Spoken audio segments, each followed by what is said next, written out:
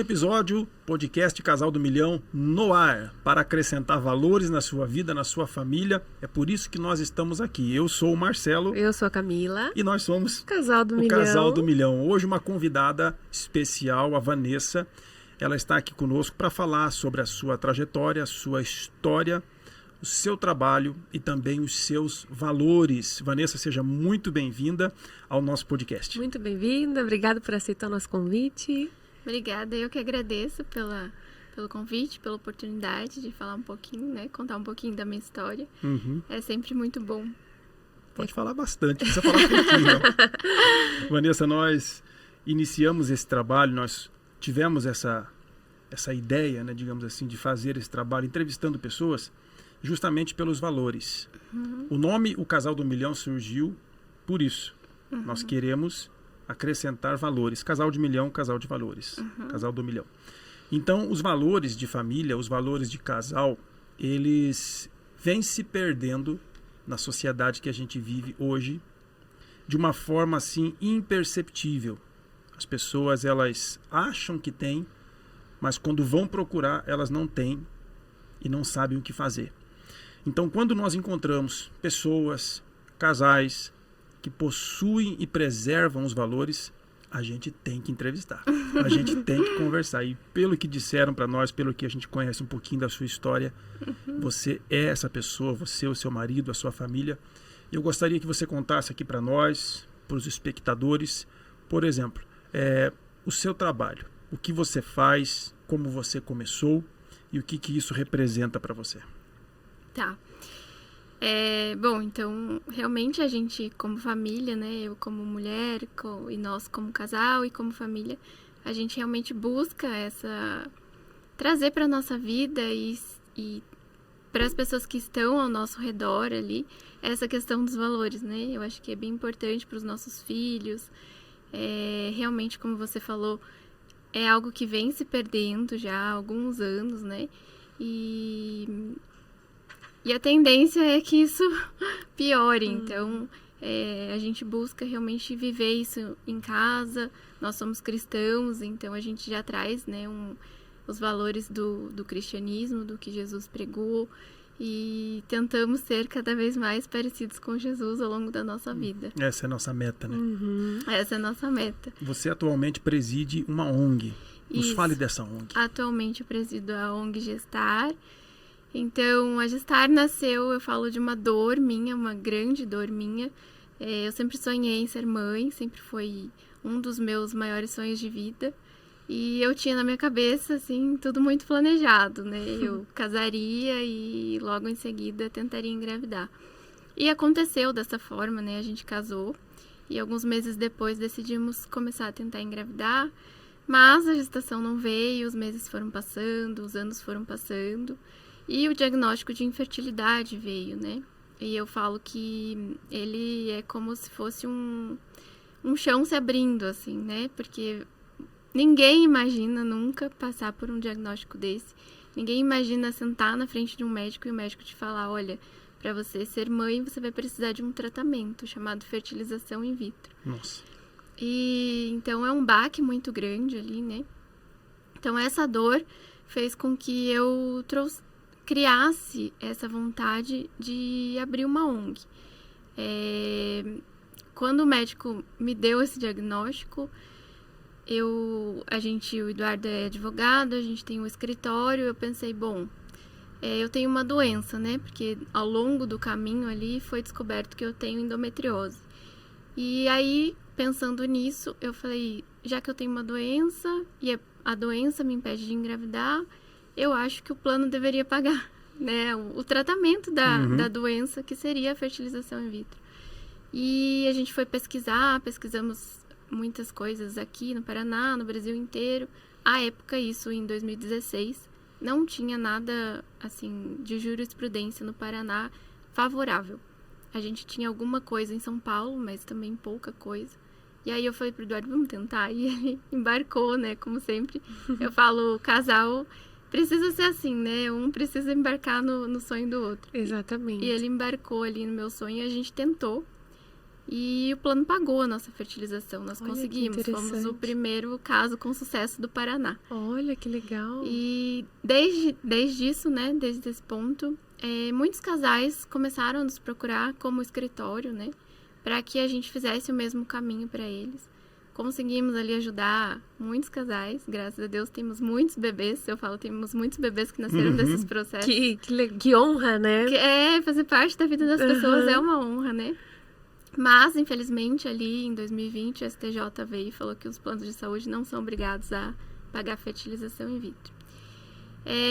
Mas antes disso, mesmo quando eu ainda era tentante, existia a vontade, né, de ter uma ONG, de abrir uma ONG. Esse sonho ficou por um tempo no papel, porque o meu tratamento deu certo, né, de primeira eu engravidei de gêmeos, então foi uma gestação um pouco mais difícil, assim. Que demandava um pouco mais de cuidados. E aí o sonho acabou ficando no papel, o projeto, né? Quando os meninos completaram 2 anos, eu resolvi tirar do papel esse sonho da ONG. Então a ONG Gestar nasceu. Então a Gestar hoje tem 4 anos. E desde então, assim, o meu maior sonho era poder proporcionar um tratamento que fosse, uma tentativa de fertilização in vitro que fosse para um casal. Né? Eu falo, se eu conseguisse isso, já teria tudo valido a pena, Nossa, assim, que legal. Porque era o meu maior objetivo, era o meu sonho, se tornou um sonho de vida, assim, porque eu falei, eu tenho os meus filhos, eu tinha 2 na época, né, só, hoje eu tenho 3.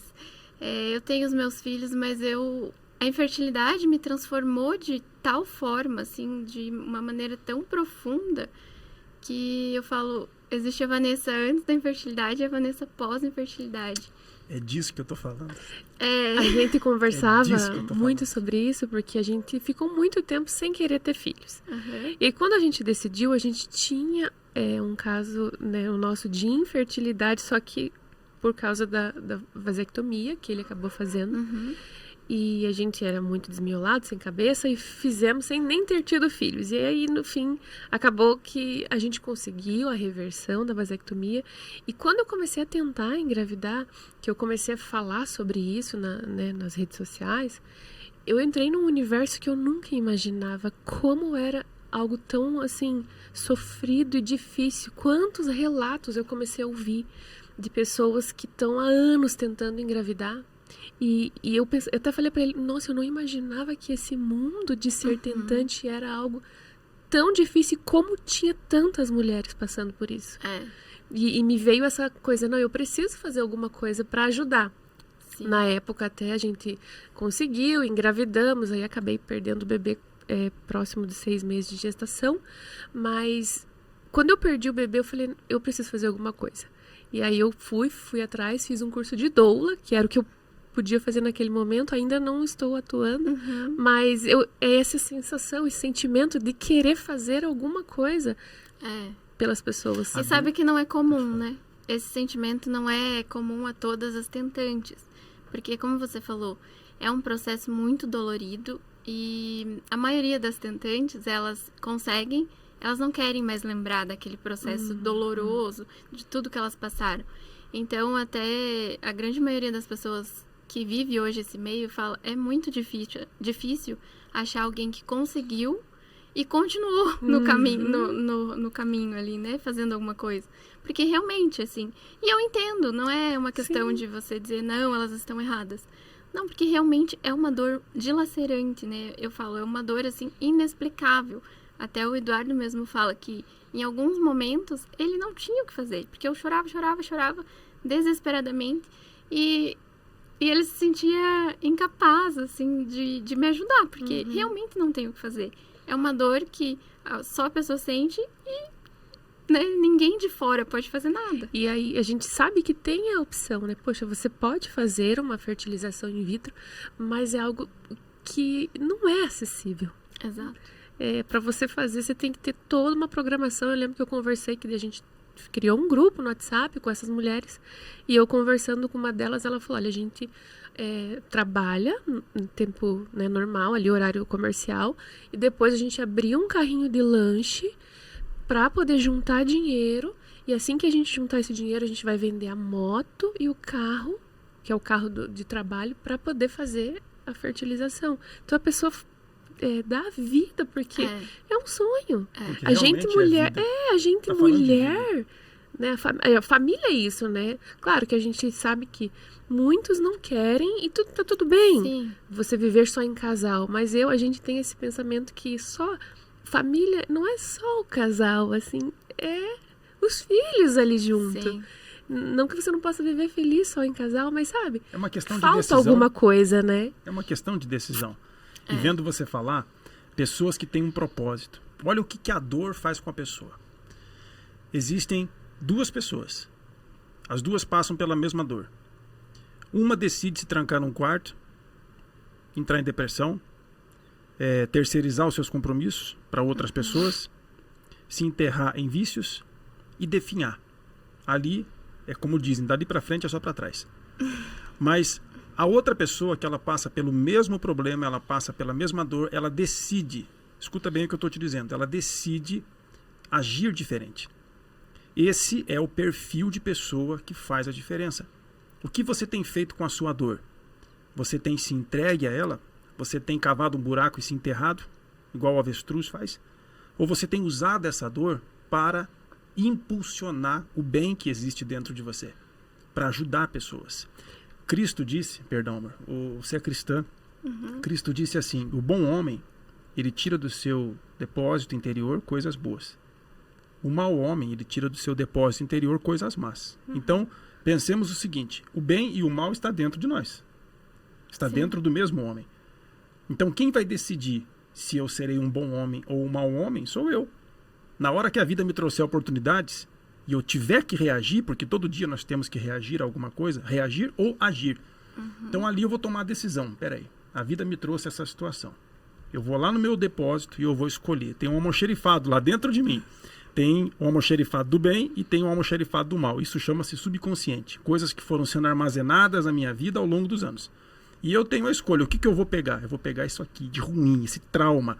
Ninguém me põe para baixo, ninguém me humilha, eu não vou levar desaforo para casa. E eu tiro aquilo de dentro e eu faço uma barbárie.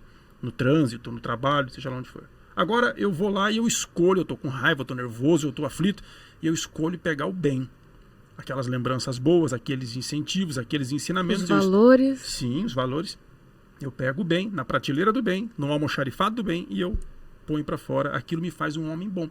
Então não é o meio em que eu vivo ou o que as pessoas dizem ao meu respeito, é o que eu decido. E olha o que você decidiu fazer com a tua dor.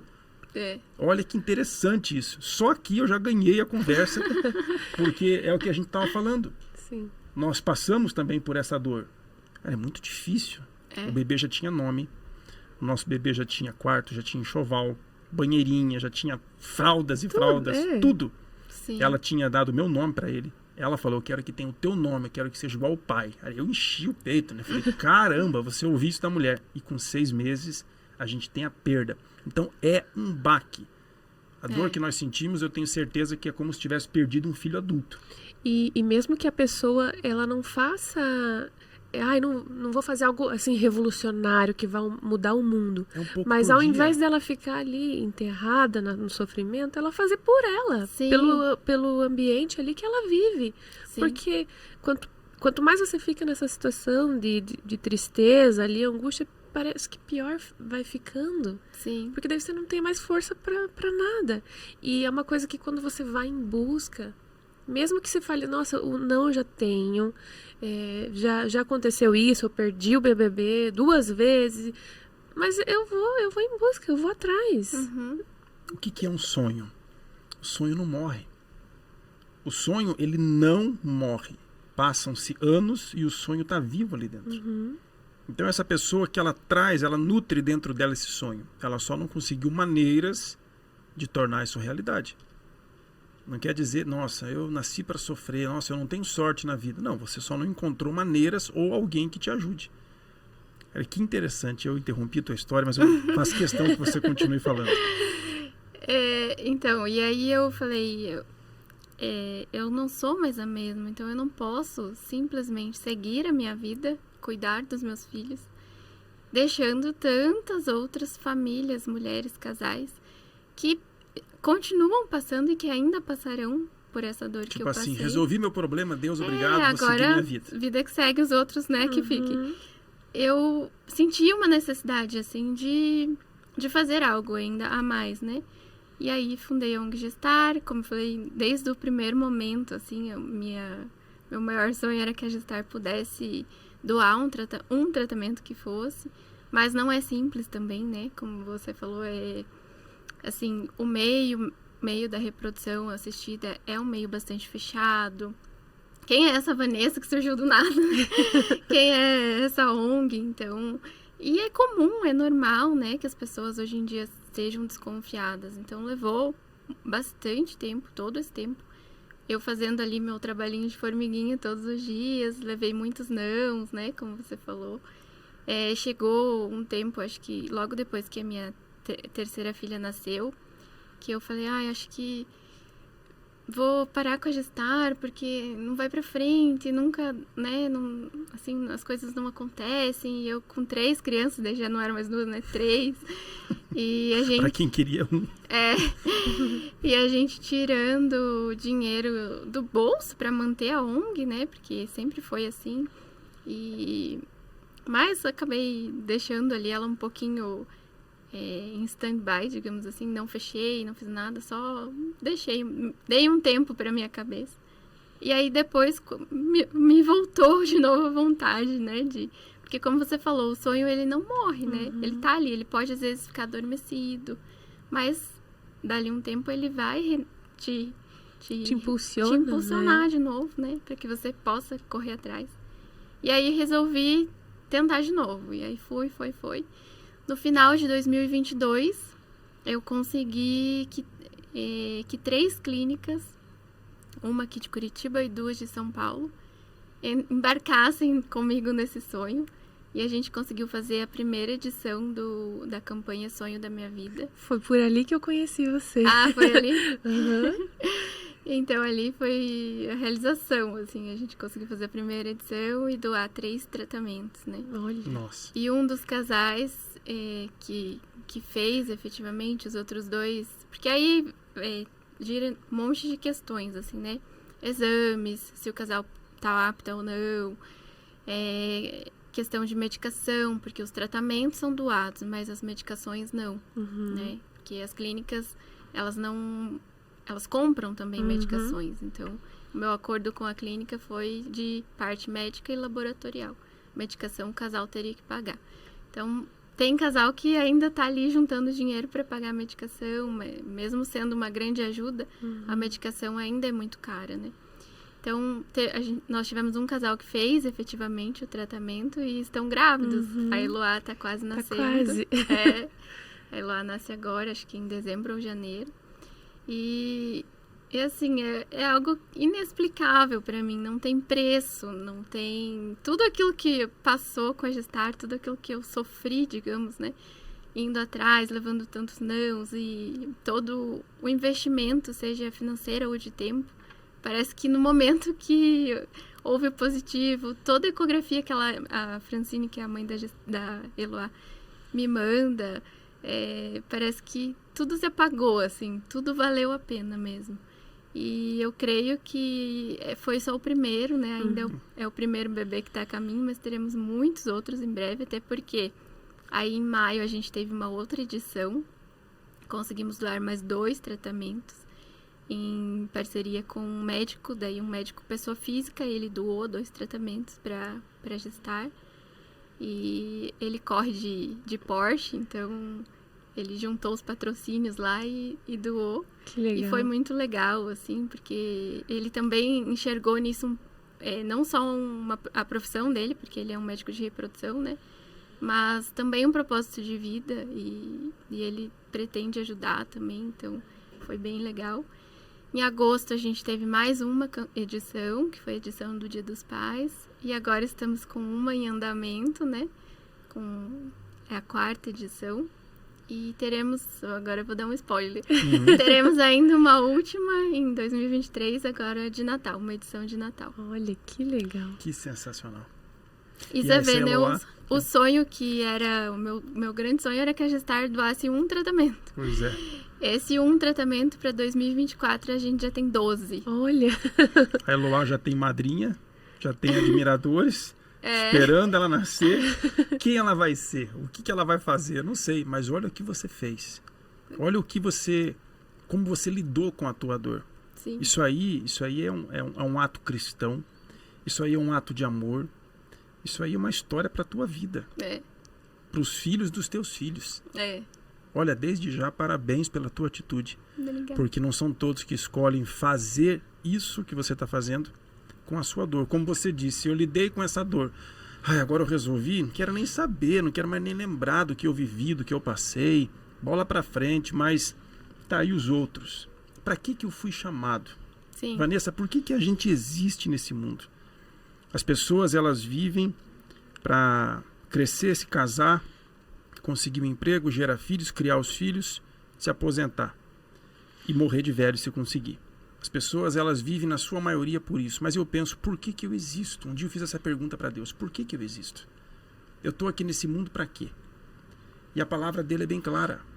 Amarás o Senhor teu Deus, todo o coração, toda a tua alma, força e entendimento.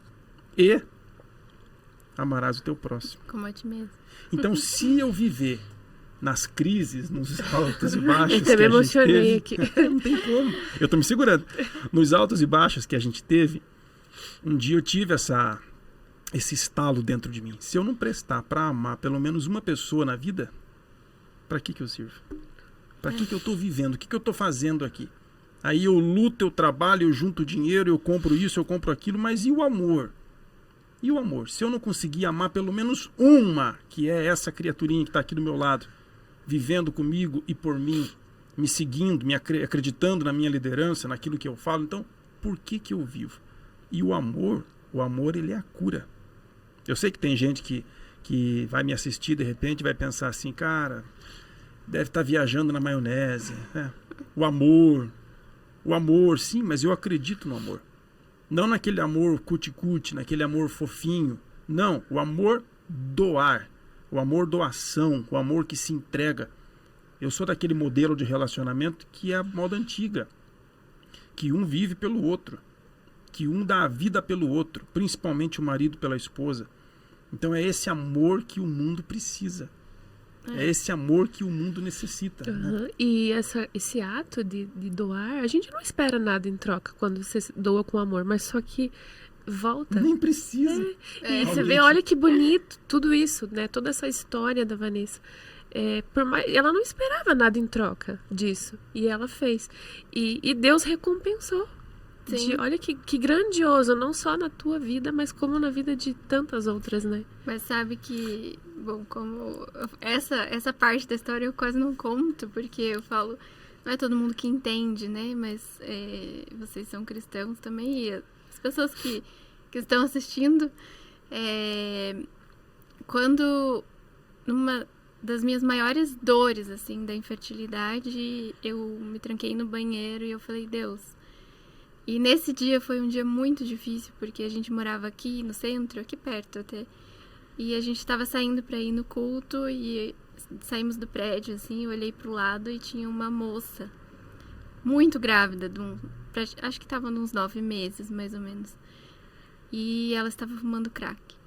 E aquilo me matou, assim, foi como se tivesse enfiado uma faca no meu coração, porque eu naquele momento eu falei, Deus, por que o Senhor dá um filho para ela e para mim não? Né? Sendo que, olha o que ela tá fazendo com a criança. E aí depois Deus ainda me chamou a atenção, porque não cabe a mim julgar, né? Mas nesse mesmo dia, depois foi um dos dias mais difíceis, assim, da minha vida. Até o Eduardo saiu depois e me deixou sozinha, porque eu falei, eu preciso ficar sozinha, eu e Deus, pra entender muitas coisas, assim. E eu me tranquei no banheiro e eu fui e falei, Deus, eu queria entender por quê, né? Qual o motivo de tudo isso? E eu acredito que o Senhor vai me explicar. E Deus falou, seus filhos vão vir através da fertilização in vitro, porque tem um propósito. E naquele momento até o Eduardo, ele era um pouco resistente a gente fazer a fertilização, porque ele achava que Deus poderia curar a minha endometriose, e poderia, né? Deus pode todas as coisas. Mas realmente existia um propósito. E quando veio o processo, a decisão favorável, tantos casais que como eu falei, a gente conseguiu ajudar dessa forma, tantos bebês que nasceram, eu achei que aquele era o propósito. Mas Deus falou, não, né? O propósito é maior. E eu vejo que a gestar é o propósito, né? De tudo isso. É realmente fazer parte da vida dessas famílias de uma forma muito diferente e muito especial. Para mim é um grande privilégio, assim, eu me emociono também, porque eu não sou uma pessoa muito sociável, né? Eu sou uma curitibana nata, mas Deus derrama um amor, assim, imenso no meu coração e uma paciência também para com essas mulheres que é algo que só pode vir de Deus, porque não é algo meu, não é algo natural meu, sabe? E então eu vejo realmente o agir de Deus em todos os passinhos, assim, em todos os pontos, em todas as questões. E eu vejo que Deus realmente tem recompensado, né? Deus tá multiplicando, você vê? Eu pedi ele já na primeira vez ele já me deu 3, né? E aí durante o ano vieram mais. E pro ano que vem a gente tem, se quiser fazer um por mês, a gente tem, né? Então, doar pro próximo, realmente, né? Amar o próximo como a mim mesmo, porque... Deus entende a dor do ser humano. Ele é Deus pai, entende. né? Ele compreende, sabe? Aquela pessoa que se sente incompreendida, que se sente esquecida, abandonada. Será que tem alguém que entende a minha dor? Tem. Deus, ele compreende a dor do ser humano. Ele tem um olhar especial pro desprezado, pro incapacitado, pro aflito. Ele tem um olhar especial, sabe? Ele tem uma maneira especial de tratar essa pessoa. E ele usa a sua criação, que é o ser humano, para a própria criação. Sim. Então Deus é visto pelo homem no homem. É assim Porque a que eu gente se entendo. identifica, né? Porque tem gente que não conseguiria se identificar com um produto, mas com uma outra pessoa falando exatamente aquilo que você sente. E às vezes fazendo... Porque quando alguém se torna ateu, por exemplo, o sujeito se torna ateu. Eu não acredito em Deus, Deus não existe, o mundo foi criado pelo Big Bang e pela bactéria, coisa e tal. Essa pessoa que se tornou ateu, um dia ele creu em Deus. Mas alguém desfigurou Deus para ele. Ele teve uma experiência assim, macabra, horrível, com aquela pessoa que tão encantadoramente falava de Deus, que ele decidiu que Deus não existe. Então ele trabalha hoje para provar por A mais B que Deus não existe. Então foi desconstruído dentro dele isso. Então olha só, se pelo homem a imagem de Deus é corrompida, o oposto também vale. Pelo homem a imagem de Deus é revelada. Então ele criou o homem, a sua imagem, a sua semelhança. Então quando o ser humano, na sua derrota, no seu fracasso, na sua humilhação, encontra um outro ser humano que não somente fala, mas mostra o agir de Deus, estendendo a mão, tendo paciência, ouvindo. Então ali a pessoa começa a ter um Deus apresentado de uma forma diferente. Essa pessoa aí, ela não só fala de Deus, né? É isso que o mundo precisa, gente. É isso que o mundo precisa. O que mais tem são pessoas falando de Deus. Ótimo, que tenha mais Isso mesmo. É excelente. Que tenha uma igreja em cada esquina, tomara. Mas falar de Deus não é tão difícil quanto você mostrá-lo. E às vezes você não precisa nem falar nada. Sim. Você mostrando com o teu comportamento, com a tua luta, com a tua dor, a maneira que você reage, e vendo você falar, ouvindo, né, você falar e vendo a sua história aqui, dá para testificar isso. Que coisa interessante. Quantas pessoas já desistiram da vida, desistiram dos seus sonhos por tentar 1, 2, 3 e não conseguir. Acho que Deus não quer, isso aí é alguma coisa, sei lá o que acontece comigo. Algum motivo tem, Deus não quer. Mas Deus quer sim. Sim, eu recebi relatos de pessoas falando pra mim assim, o meu casamento acabou. Porque Sim. a gente tentou, e era um sonho, não digo assim só de um, mas de tanto que um queria e às vezes o outro cansou. É porque, eu falo, a infertilidade, ela é extremamente pesada, né? Então, por mais unido que o casal seja, ele acaba sendo abalado, né? Nós mesmos ali, eu e o Eduardo, a gente nunca chegou a pensar em se separar por isso, mas não tem como não mexer com a sua vida, né? Não tem como não mexer com tudo que envolve o casamento como um todo. Porque você meio que, principalmente quando a mulher tá muito ansiosa, a mulher vive em função daquilo. Então ela pensa naquilo 24 horas, ela respira aquilo, e é só aquilo. E muitas vezes acaba até existindo, criando-se um abismo entre o casal, né? Imagine, todo mês vem a menstruação da mulher. Todo mês. Você está naquela expectativa, né? Não vai vir. Aí vem. Todo mês é um balde de água fria. E aí acaba que o ato ali conjugal do casal fica... Também acaba virando programado, com dia marcado, hora marcada. E aí aquela coisa que era pra ficar uma coisa bonita, o essencial para um casamento, fica, não, a gente precisa fazer assim, assim, assado. Sabe, com Vira mecânico, né? Cronograma. E aí, poxa vida, não é essa a intenção. Não. Só que, realmente, por ser algo tão pesado, acaba acontecendo isso em muitos casamentos, né? Sim. Nós somos humanos, né? Somos, com certeza. Nós somos de carne e osso, nós somos matéria, então nós reagimos de acordo com o nosso emocional, com as nossas intuições. Isso aí é inevitável. Sim. Agora, você falou uma coisa interessante. É um pouco por dia. É aquele trabalho formiguinha ali. Você acredita naquilo ali, então você incorpora aquilo ali, no bom sentido, e você vai fazendo aquilo que você acredita. A propagação do bem, ela é assim. Sim. Ela deve ser assim. Então, quando a pessoa ela tem essa intuição, é divino isso. Isso não vem do homem. Isso é divino. Ela tem essa intuição divina. Eu quero algo. Por exemplo, você está vivendo em um casamento onde muitos já olharam e disseram assim, o que é que você está fazendo com esta pessoa ainda? Porém, lá dentro de você, lá no teu íntimo, você acredita nessa pessoa. Não é que você é cega, não é que você é tapada, não é isso. Você acredita naquela pessoa. Então, vai no que você acredita. Põe em prática o que você acredita, mas faça um pouco por dia. Não adianta nada você dizer, eu acredito que esse casamento vai ser transformado. Não, Deus vai transformar esse meu casamento, mas o que você está fazendo, você não está fazendo nada, você está apenas acreditando? Não, isso não.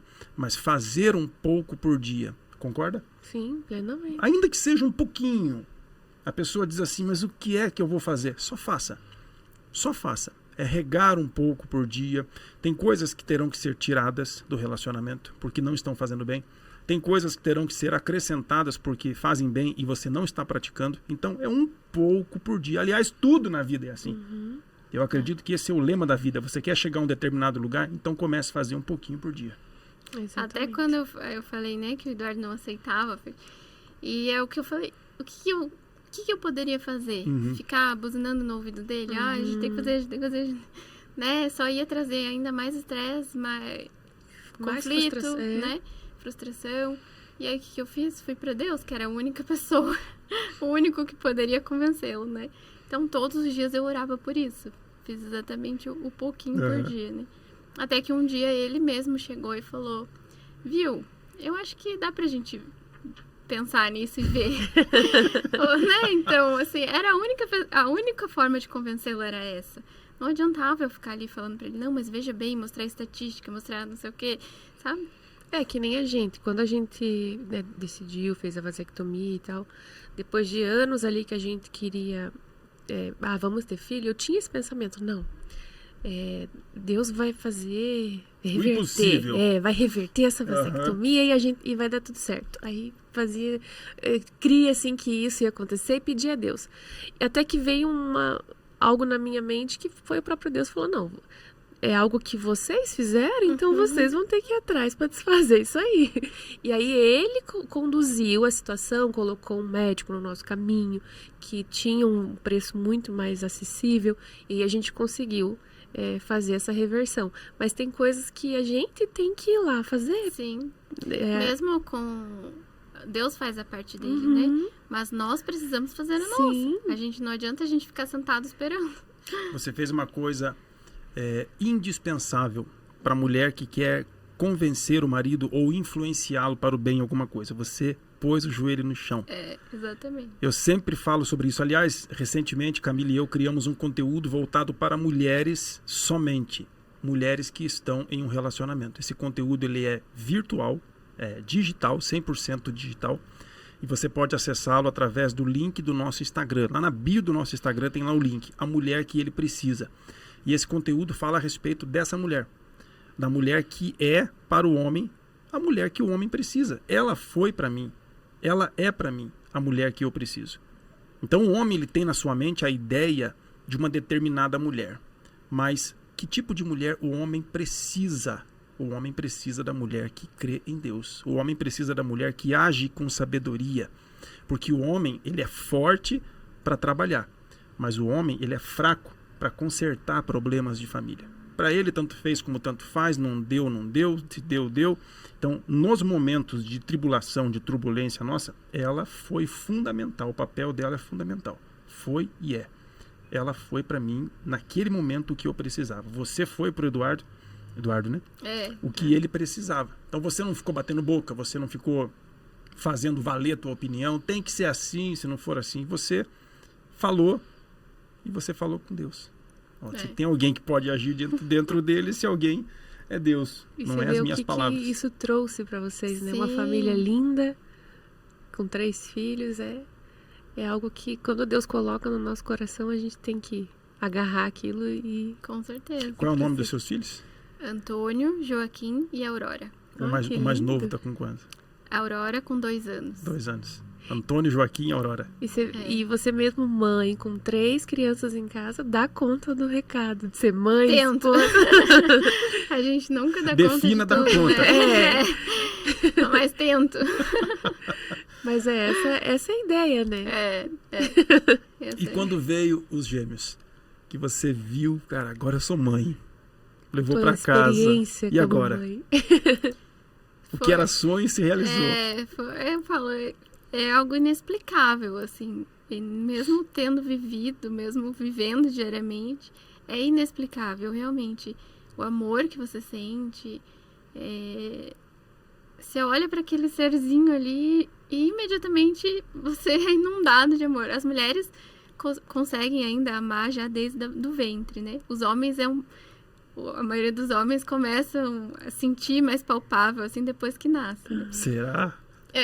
A maioria. E aquele mas pensamento assim, meu Deus, o que essa criança vai ser no futuro? Aquele medo, existe mesmo? É real? Existe. Até porque os gêmeos são autistas, né? Os nossos gêmeos. Os dois. Tem mais essa. Olha, Eles são autistas, eles têm um grau leve de autismo, né?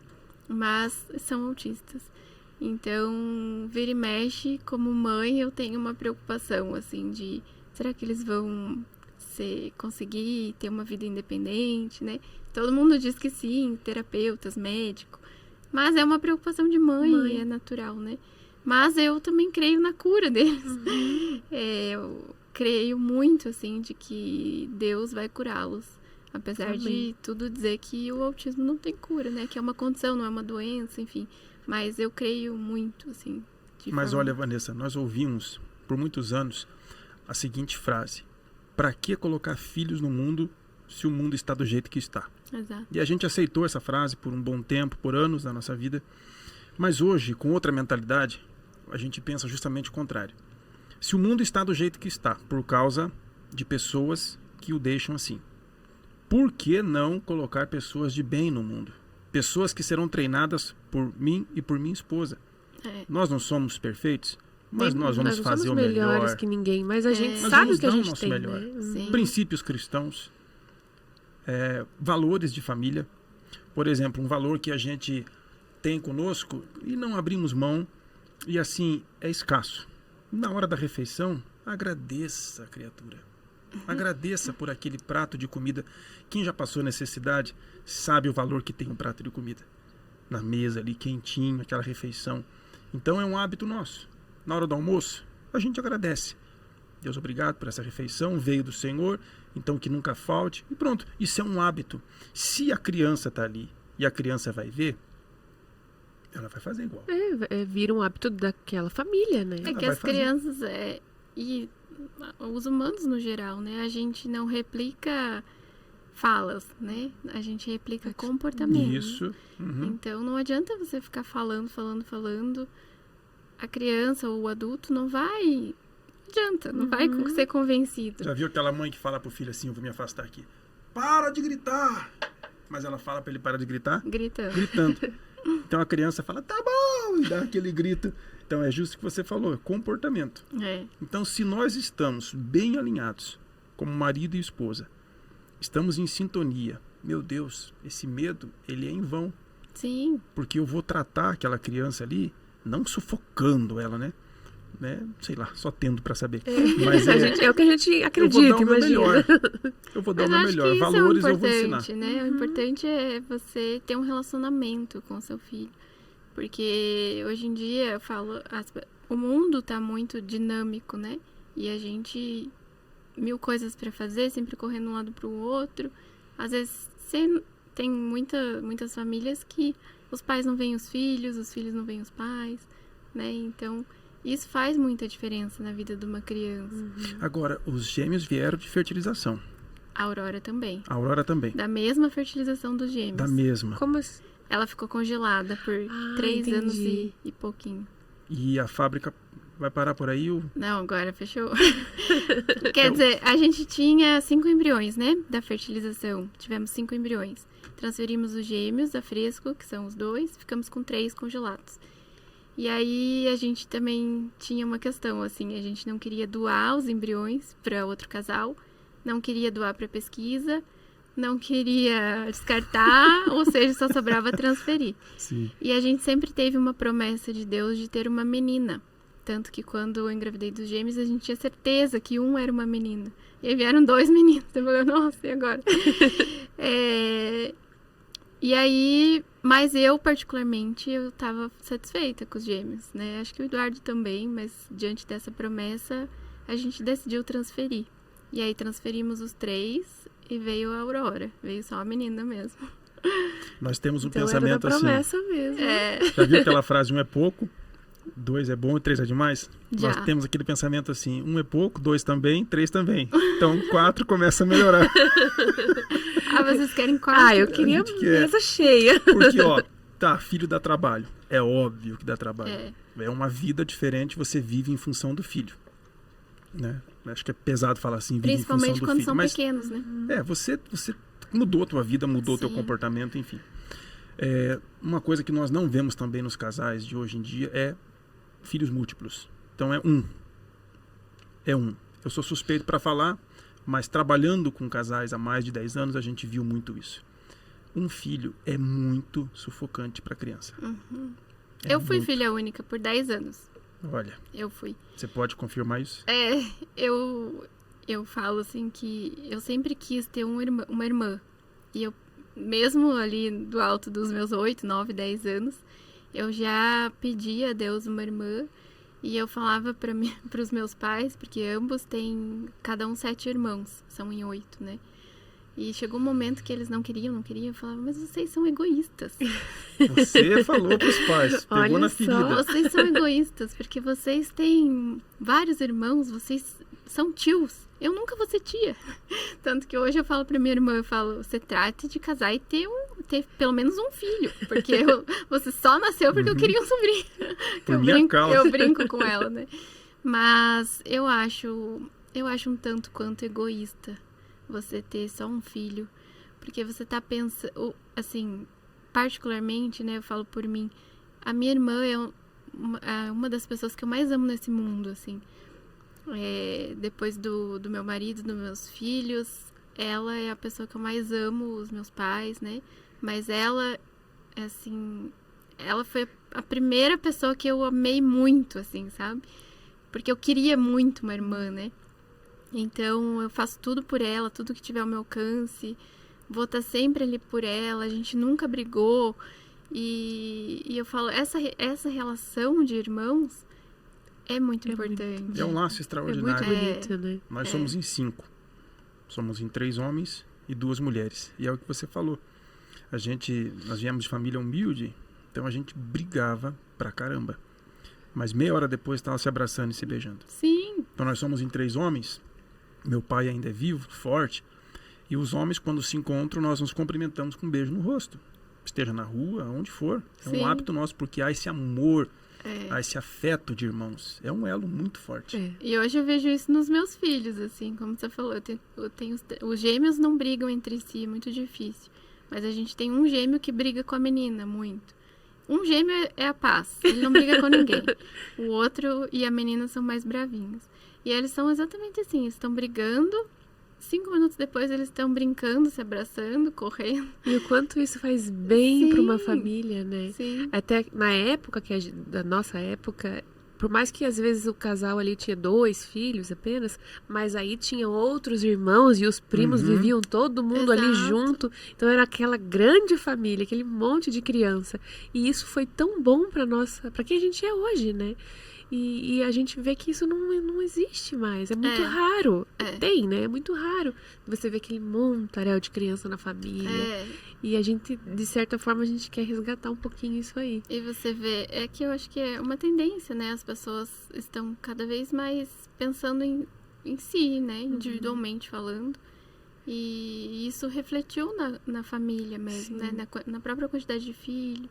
As pessoas pensam muito no financeiro, né? Isso. Mas eu falo assim, Deus parece que abre... Ele proverá. Ele provê. A pessoa tem que crer. E a luta, lógico. E a luta. E acaba gerando uma geração fraca. Sim. Por quê? Porque aquela criança só, ela vai demorar para amadurecer. Até por excesso de cuidado dos pais. Sim. Então, fala-se hoje da geração neném. Que é os que nem estudam e nem trabalham. Por quê? Porque muitos deles não foram soltos pelos pais. Hoje é complicado, numa cidade grande, você deixar o teu filho sozinho para a escola, caminhando. Sim. 5 quadras de casa. É complicado. Não É dá. perigosíssimo. Trânsito, a maldade e sem falar em outras coisas. E como era na nossa geração? A gente ia para a escola quilômetros. A minha escola dava 3 quilômetros de casa, a pé ou de bicicleta, com 8 anos de idade. Eu, meus irmãos, você, e acredito que você também. Então, na sua maioria era assim, porque a criação era outra, a realidade do mundo era outra, não havia o avanço da internet, trânsito era outro. Então, compreensível Sim. muitas atitudes da criação de hoje em dia, mas e os valores? Nós não vamos replicar esses valores para a próxima geração, para os que virão depois de nós? Eu não vou contribuir para deixar um mundo melhor para os que virão depois de mim? Então, é isso que a gente pensa. Tá de parabéns a sua história. Obrigada. História é muito bonita. Só uma coisa, que você já era influenciadora de gravidez antes de saber, porque você influenciou seus pais a gerar uma irmã. Como você falou, que eu lembrei, falei, olha, ela já era influenciadora, tem até uma nova profissão, influenciadora de gravidez. É verdade. É o caso da Vanessa. Eu nunca tinha pensado nisso. Eu quero falar dos nossos apoiadores do nosso podcast. Essas empresas, elas têm se identificado com o nosso trabalho, com o nosso nicho, que é valores de família, bem-estar, saúde mental. Essas empresas, elas trabalham com isso. Eu quero falar para vocês a respeito da Mega Taurus. Eles vendem saúde, é uma empresa de alimentação e suplementação esportiva e também de produtos naturais, uma empresa referência aqui em Curitiba que entregam para todo o Brasil, tá? A parte de suplementação esportiva. Inclusive, eles são apoiadores de alguns atletas aí de renome. Inclusive o Anderson Silva, né, no início da sua carreira, aí, ele foi apoiado pela loja por muitos anos. Temos também o Maloqueiro, para você que gosta de luta, aí, ele é apoiado pela loja. E mais alguns, que agora aqui me foge a Diniz, cabeça. Né? O Diniz. Então, você que comprar pelo site da loja ou pelo WhatsApp, fizer o seu pedido e falar que é seguidor do Casal do Milhão, você tem acesso a um cupom de desconto que está lá aguardando você. Falo também da Alex Ribeiro, uma loja de bicicletas e componentes de ciclismo. Fica localizada aqui em Curitiba, ao lado do Parque Barigui. Essa loja ela é top de mercado. As bicicletas de entrada para iniciantes, que são as mais baratas, até as de competição, de alta linha, de carbono, performance, bike infantil, bike elétrica, que também é uma modalidade que está surgindo aí, tomando conta. Toda a parte de vestuário de ciclista, acessórios, manutenção e eles também têm a linha de tênis de corrida. Você compra pelo site ou então entra lá no link do Instagram o link do WhatsApp e chama o Paulo, o vendedor Paulo, que ele também vai te dar o cupom de desconto do Casal do Milhão. Empodere-se, moda íntima e também sexy shop. Então, para você mulher aí que tá com a autoestima baixa, dá aquela renovada no seu armário. Às vezes a gente pensa assim, né? Quanto tempo que ela não compra uma peça íntima? Boa. Né? Às vezes tá lá aquela peça íntima já Pra animar há muito tempo. o amigão, Então, né?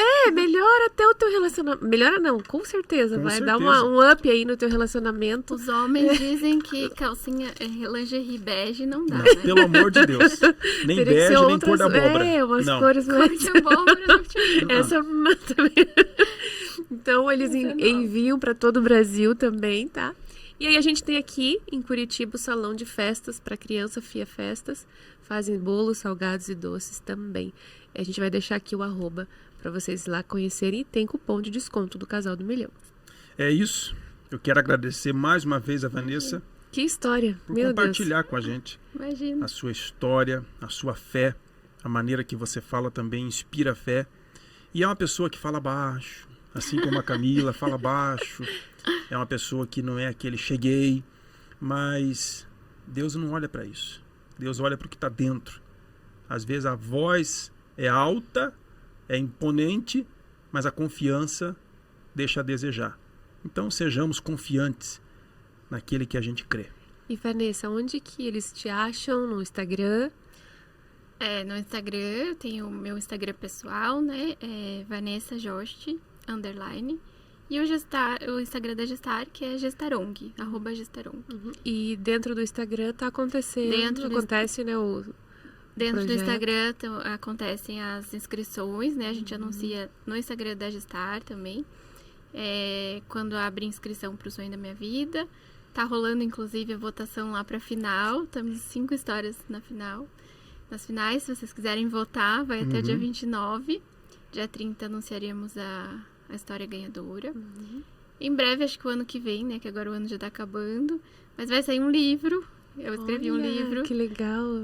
Deus, a Five e Eu. Olha, Chama. já estou na fila para querer esse livro. Ele tá no forno. E vai ser um livro muito especial, assim. Espetacular. Com certeza. Que mensagem você deixaria para essa seguidora, para essa espectadora que está acompanhando esse episódio e está vivendo a dor que você um dia viveu? Pode olhar para aquela câmera ali e dar uma mensagem para elas. Eu diria, até ontem a gente participou de um culto de ação de graças e lá foi falado que a dor nos transforma e realmente nos transforma. E eu diria que se você está passando por uma dor desse nível agora, acredite que você está num processo de transformação, né?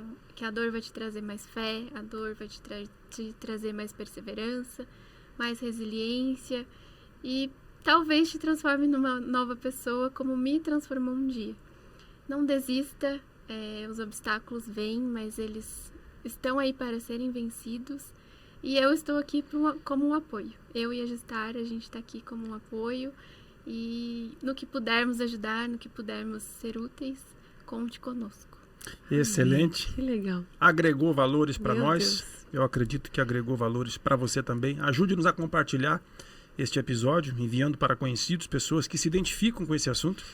Não esquece também de seguir o nosso conteúdo, aliás, seguir a nossa página e ativa aí o sininho para você receber notificações quando a gente colocar aqui conteúdo novo. A gente está em todas as redes sociais com o nome O Casal do Milhão. Então já vão lá e sigam a gente. Ficamos por aqui em mais um episódio. Até o próximo O Casal do Milhão. Até mais. Até.